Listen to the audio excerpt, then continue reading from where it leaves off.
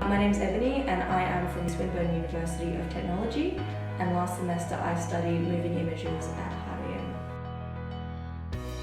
The reason I chose it is because at Swinburne a lot of my course is centred around games, but there is also studies to do with film. The two have a lot of things in common, and I thought it'd be really interesting to learn film abroad in a foreign country. In my minor, I did a lot of work in making short films with some German students and some international students. I also did some classes involving art, and I also studied German and intercultural relations as cultural classes.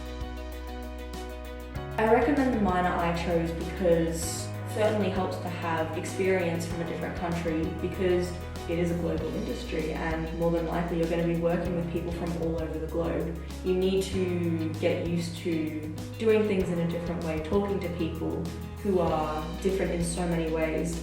And I don't think you quite get that experience when you're at home. At home, I don't live on campus, so I don't really have that student experience.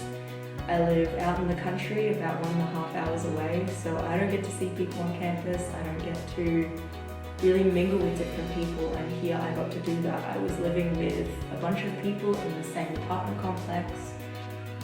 We would all go out together, we'd go to our classes together. I think it was a really, really rich experience, and I really loved it, and especially to do it in a different country.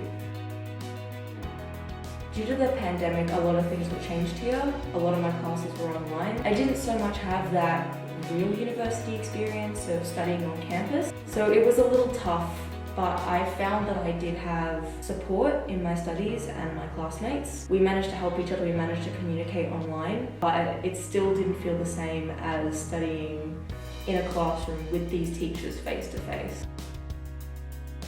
I found Stuttgart amazing. It's a completely different country and city than I'm used to back home, and it was amazing to experience it. And even now, my second semester in, I'm still learning so much about the city and discovering so many new things.